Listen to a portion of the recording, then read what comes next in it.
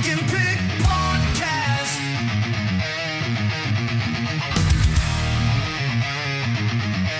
It's the Bunk and Pick podcast.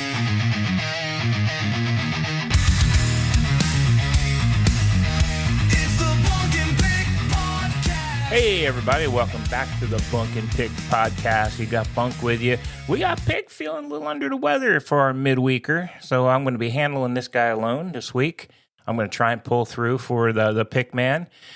Just so you know, I think Pick's not going to make our late one this week either.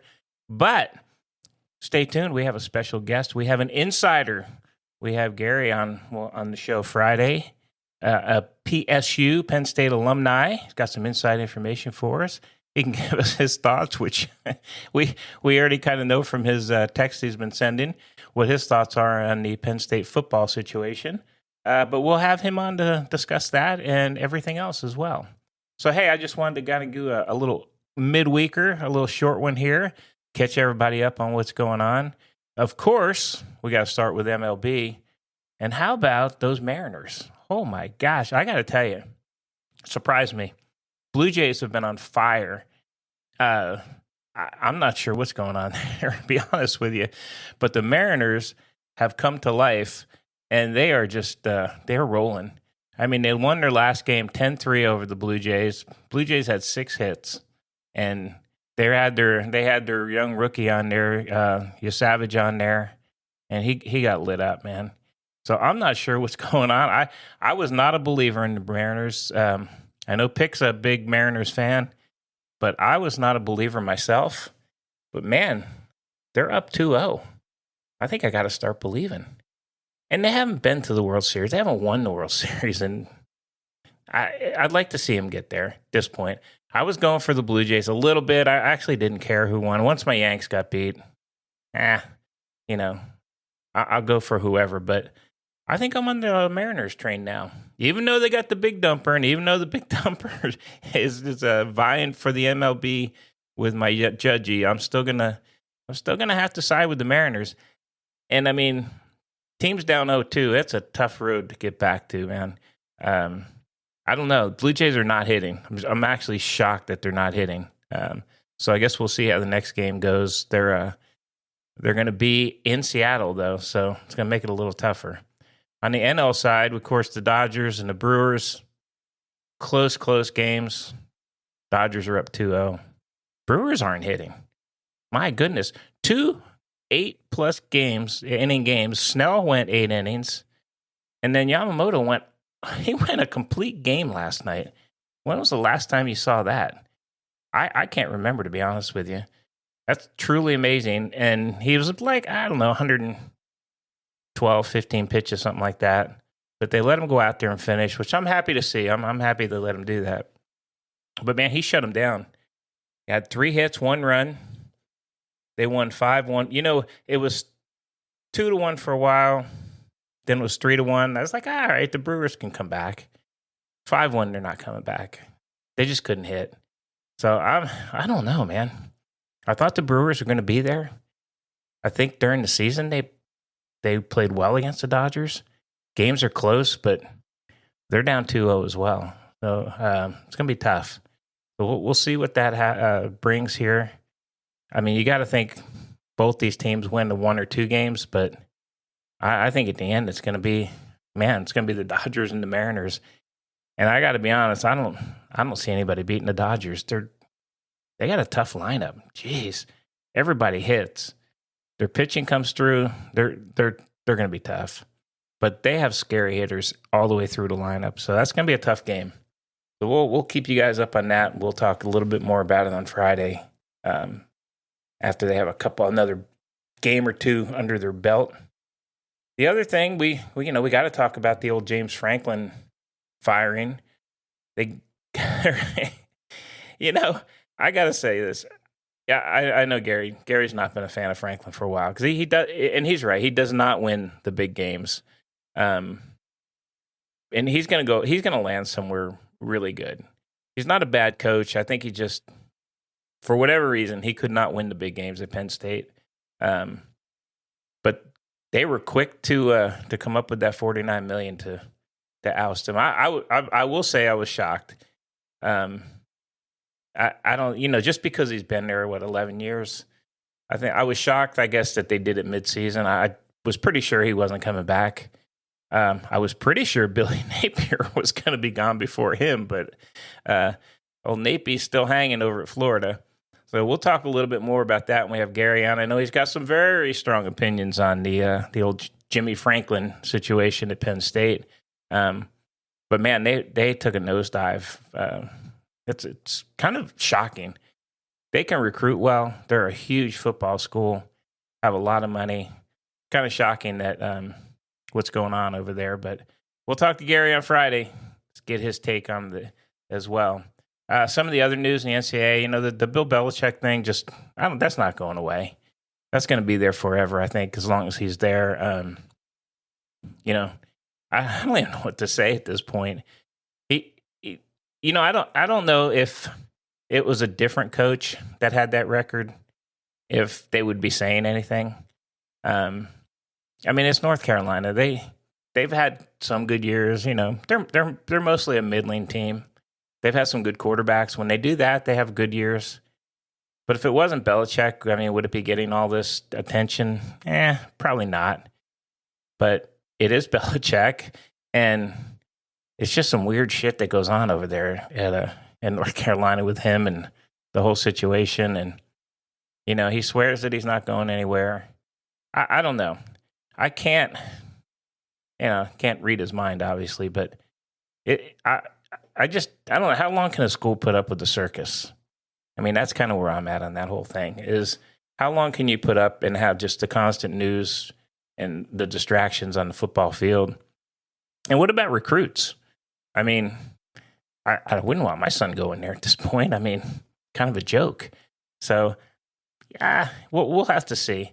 My prediction, I know Pick definitely disagrees with me on this, and I think he stays this year and next year. I think he gives it another year, and then I don't think he goes much past that. I don't think he goes back to the NFL. That would be haven't heard any rumors about that. He is 70-something years old, so, maybe it's time to just hang it up and go in the booth or with his sparkling personality. But I do laugh about that, but I will say this. I didn't think Nick Saban had a personality, but I got to say, I love the guy. Now that he's not the coach of Alabama, he's got a great personality. He's funny. I probably mostly didn't like him at Alabama because he friggin' he won everything every time, and it was just gross. I hate to see that with any team, unless it's the Longhorns, of course. We always root for them, but I don't know. I don't know what's going on with old Belichick. We had some other firings going on. I think the Oregon State coach got canned, and his record was pretty horrific. Dilfer got canned at UAB.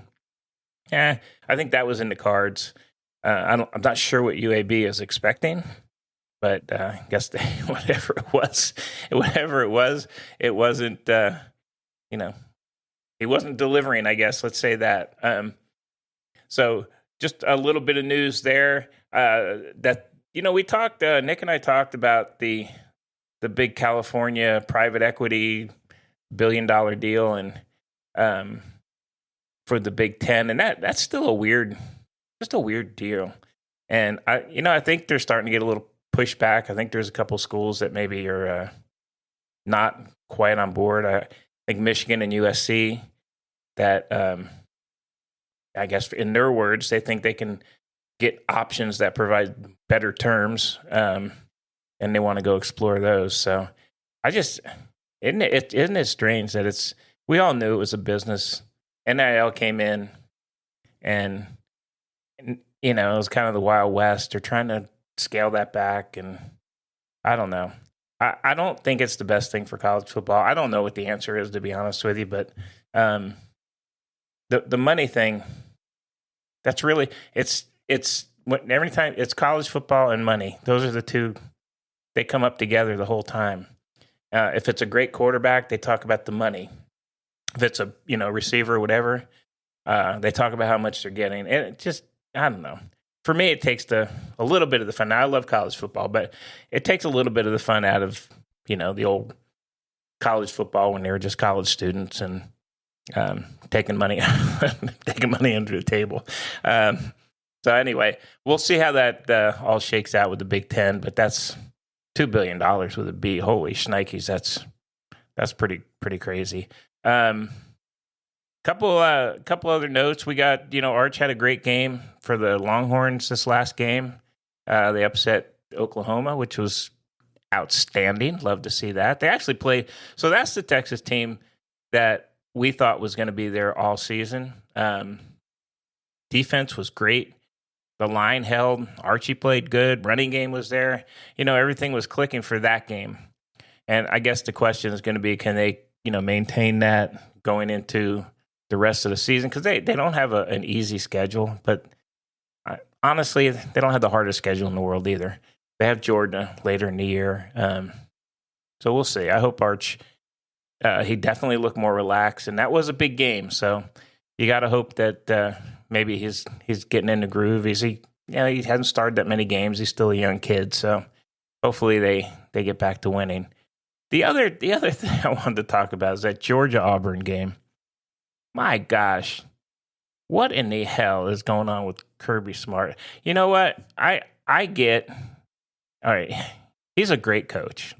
I'll say that up front. Georgia's a great team. But my gosh, number one, he's constantly on the field.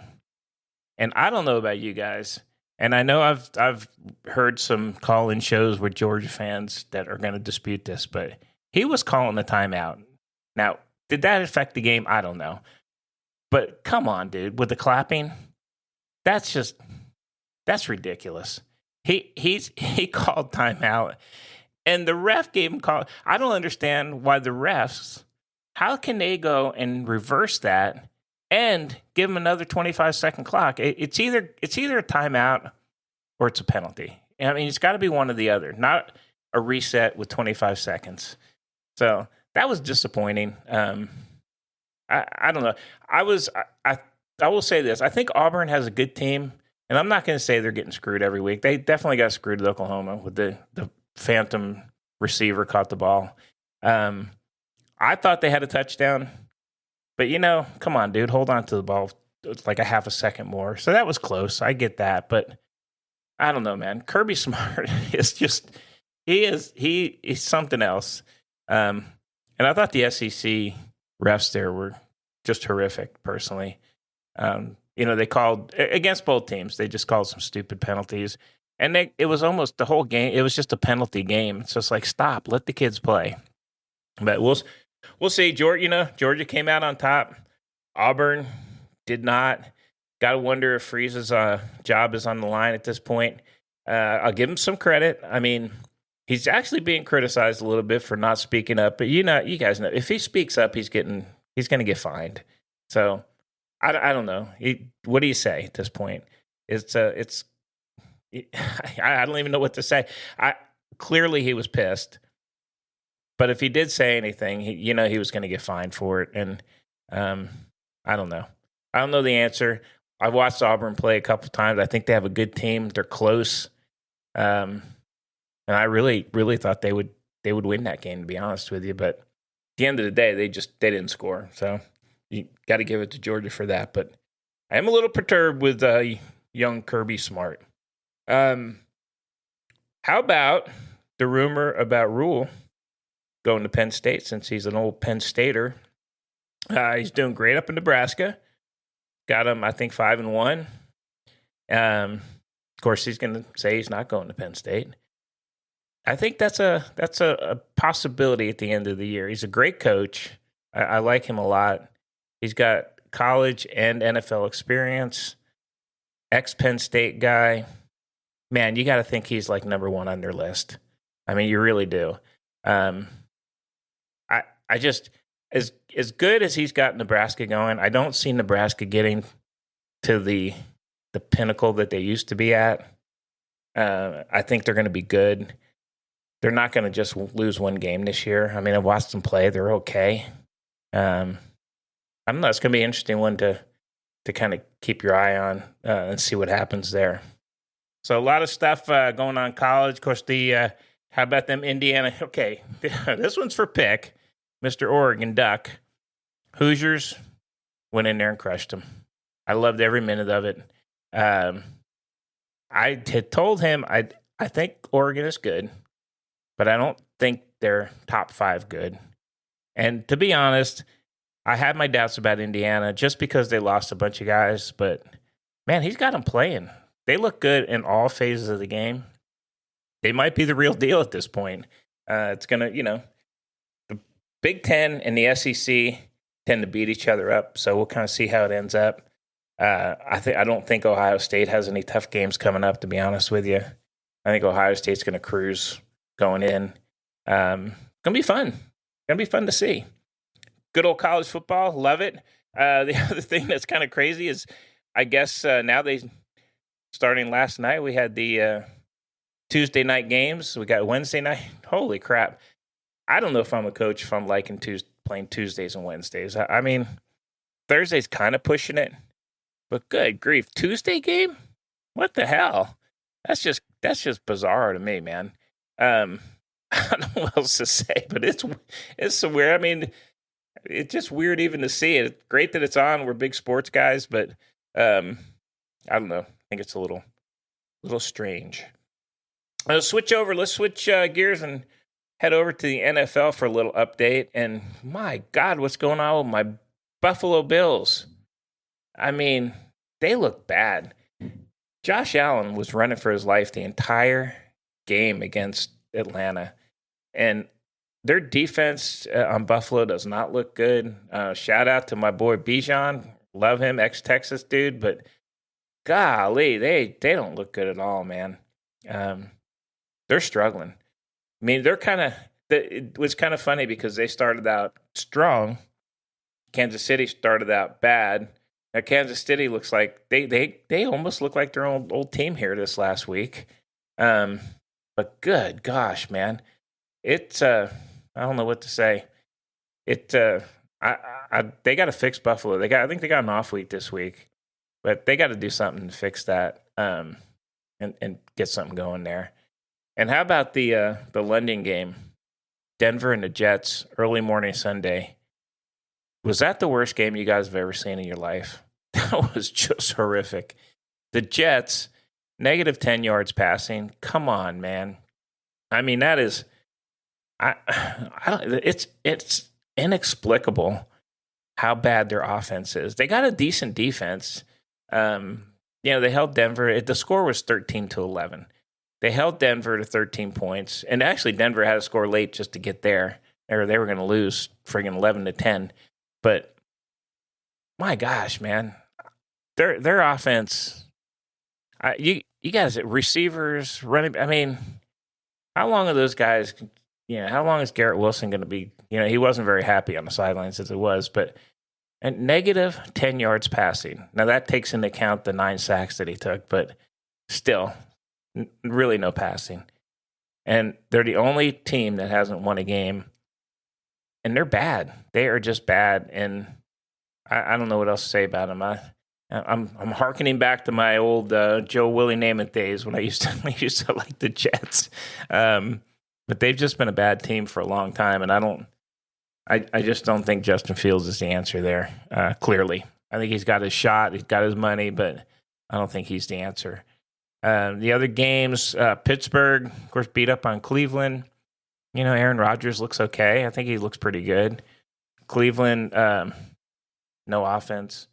Although I will say this, they move the ball, they just don't score.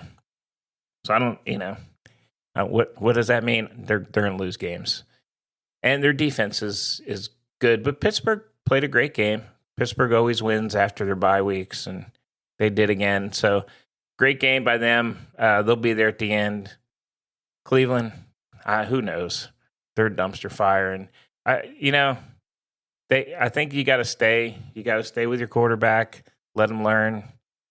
I hope they don't, pull the plug too early or think about drafting another quarterback, because I haven't seen anybody in college this year that, in my opinion, would be a savior on any team. I think they've got some okay quarterbacks, but I don't see any anybody that's going to change your trajectory next year as a quarterback.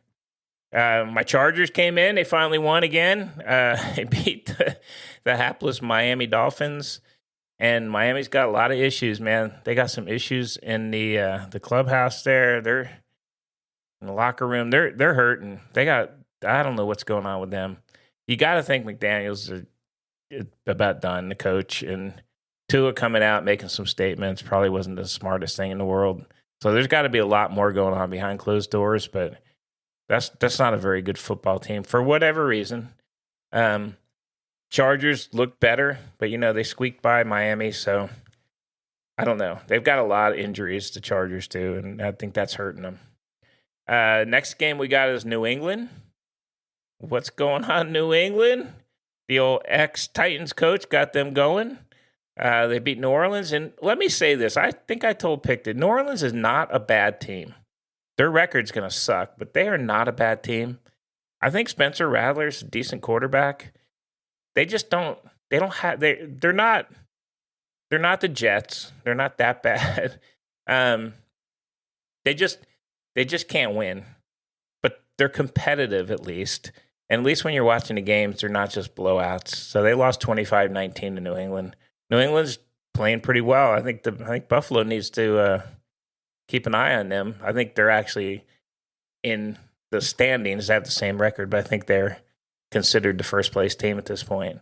So I'll have to keep an eye on New England, see what they do. The Rams and the Baltimore Ravens are done. I mean, that is, woo. They got beat 17-3 by the Rams. I don't even know what to say. So as much as I will say this, as much as I don't like the Ravens, I honestly don't like seeing any team like lose like that way. And it's just, man, they got zero offense. Their defense isn't the greatest anymore. It's a weird situation. I'm curious what happens. Do they stay with Harbaugh? He's been there forever. Is it really just the quarterback? I don't think so. They weren't playing well when Lamar was playing. They were losing as well. So it's not just a quarterback issue. I think it's a defensive issue as well. Be curious to see what they do there as far as coaches, or they got to do something. They're not having a great year. They're not going to have a good year. And then I got to move over to my boy Danny Dimes over in Indy. Still flinging it, man. Beat Arizona 31-27. Gosh, he looks good, man. You know what? I was never an anti-Danny Dimes guy when he was with the Giants. I just thought the cast around him wasn't very good, and don't think the coaching was great. I think he's kind of proven that right. I think even Saquon said, hey, gets a good line. He's a great quarterback. He's kind of proven it. I know if you look at some of these, can he keep doing this? They keep saying that every week, and every week he keeps doing it. So right now, 31-27 over Arizona, who's did their annual win a few, look good, and they're going to fall off the edge of the earth here. So Indy's looking great. We had me and Pick's team, our Jags, got roughed up. Seattle went into Jacksonville and beat them 20-12. I don't know, man. I like the hope that Jacksonville's better, but I don't think they are. I think they're 4-2 now, but I don't know, man. They just don't have. There's something missing there. I like Trevor Lawrence. I know Pick doesn't think he's great, but I'd stick with him. I don't know what the issues are there. They're still in the hunt. Obviously, they only got 2 losses, but I was pretty sure Seattle was going to come in and win. I mean, Darnold's playing really well, and I think Seattle's got something going there. And then my new team, my Dallas Cowboys, got beat by freaking Carolina. I got to say, I don't even know what to say. Carolina, though, they'll score 30 this week. They may score like 2 points next week. Who knows? They're all over the place, but they look pretty good. And Dallas has no defense. So I don't know what to say about them. I think Dak still is good on offense. I think he's thrown the ball all over the place, but holy smokes. That was a shock. And I think I think they got to get rid of Eberflus there on the defensive side. He was a failed coach in Chicago, and he sucks in Dallas. I mean, he's taking a beating there, but their defense, come on, man. You can't be giving up 30 to Carolina. So we'll see how that plays out. Las Vegas finally got in the win column again, beating those mighty Tennessee Titans, who then fired their coach. I don't know. Is that a surprise? Yeah. They have, they fired Vrabel, and he was doing well there. So I don't know what they expect in Tennessee, but you got to give a dude a little bit of time to try and do something. Okay, if Callahan's not the guy, whoever you hire next, give him some more time. You can't do a year and a half and get pissed off with a rookie quarterback. I don't know what the expectations were, but I thought that was kind of shitty that they fired him already, personally. But Las Vegas in the W column, again, not a great team. They looked a little better. So I guess, we'll see. I love Carroll out there. I love him as a coach. Hope he does well. We'll kind of see. And how about Bakey, touchdown Makey, Tampa Bay, baby, beating them 49ers. Gotta say, man, Baker's friggin' phenomenal. You know what? I love the quote is when he was young and did all this shit, he was cocky and blah, blah, blah when he wasn't winning. But now he's winning. He's confident and all this stuff. And I will say this, I watched him in college. He is literally the same guy he was in college. So I'm all for him, man. I like the way he plays. He goes all out, 110% every play, throwing the ball unbelievably well. He's got to be the top MVP guy at this point. I know it's a long season, but my gosh, he's pretty darn amazing. And he's got receivers out, and it doesn't matter. He's still doing it. So good on him. He's got me being a Tampa Bay fan. So we'll see how they progress. But I think they're at the end, and the last couple of years they've been in the playoffs. So I think they're there again. And they're a sneaky, dangerous team, I think, just because he can, if it's in striking distance, he's your guy, man. He can bring you back. Cincinnati, Green Bay. Wow. I mean, did they really think that Flacco was going to, come in and win game? Okay, they scored 18 points. I guess that's an improvement. But, Green Bay's got a good team. So I don't think there was an expectation he was going to beat Green Bay. Who knows? But Cincinnati's a mess. And you got to think that coach is on the hot seat at this point. And I know Burrow's out, but I think he's got to be on the hot seat. In my opinion, they just don't perform well. Even when Burrow's there, they always start out really slow and they barely make it. And I think they need some new leadership there. And then the big game was the Detroit-Kansas City game. Kansas City looked good. Detroit did not look good. Kansas City beat them 30-17. I thought Kansas City did not look like the old, slow team that they have all season. They look kind of like the old team they were. So maybe they're on the comeback trail. Let's be honest. At the end of the day, Detroit and Kansas City are both going to be there. They're going to both be in the playoffs. Goff is a great quarterback. He hits guys, when he needs to. He got kind of line wasn't holding up as well as they should have in this one. But both those teams are going to be fine. They're both going to be in the playoffs and go as far as they can. We already talked about the Atlanta game with Buffalo. Atlanta beat the crap out of them, surprisingly. And then we had the Chicago-Washington game. Chicago, won at the end, 25-24. Okay. I don't know what to say. I was thinking Washington may contend with the Eagles to, at the end of the day. And then I kind of thought, well, the Eagles don't look great. Then I thought, hey, maybe it's Dallas. But, honestly, the team that looks better right now is the Giants. But, are they going to keep doing that? Who knows? I think the Eagles have a pretty easy path if they just straighten a few things out. Unfortunately, because I'm not an Eagles fan by any means. So that was kind of what the little update on what's going on. And I did want to say one thing. We appreciate you guys listening, and this is a father-son podcast, but it's a father-family podcast because we have Gary on, we have Big G on, of course, we're all family, and it's kind of cool that we all get to go on this journey together. And if you guys would sit in any of our houses during any night, the texts that fly back and forth between all of us is just crazy. Either whether it's watching, the playoffs in baseball or, college football, NFL. Big G's got us going on hockey. Not only is he, got us watching it, but he's playing in a adult league down there in Florida. So it's a lot of fun, and I'm very lucky to have kids that include me in on all this stuff, and it's really been a blast. This podcast is honestly it is a lot of fun to do. We have some ridiculous opinions on stuff, but that's what the podcast is. It's us just kind of talking and kind of doing our thing.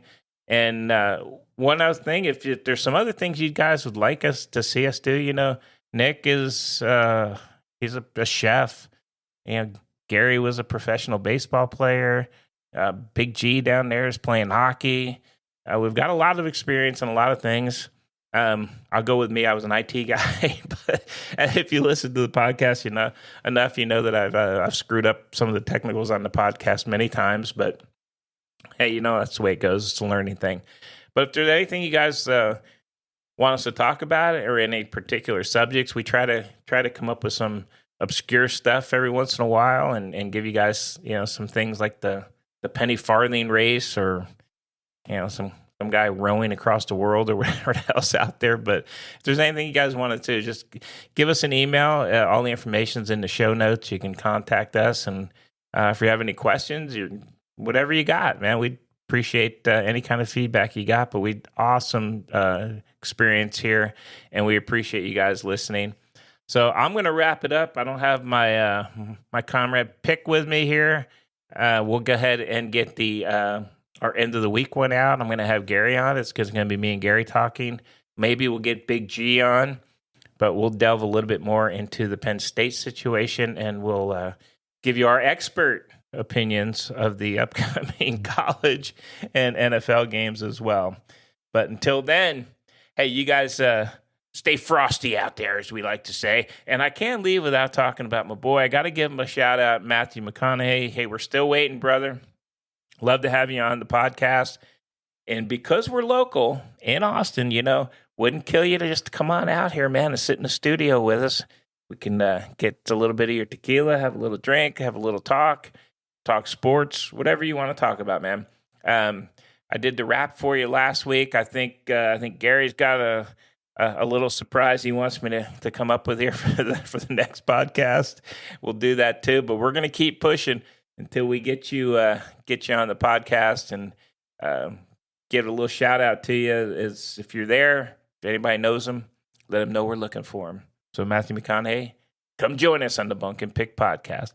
Hey guys, until next time, which will be the end of the week, we'll get that posted either Friday night or early Saturday morning. This is Bunk talking for Pick, and this is the Bunk and Pick podcast. See you guys It's next the time. Bunk and Pick podcast.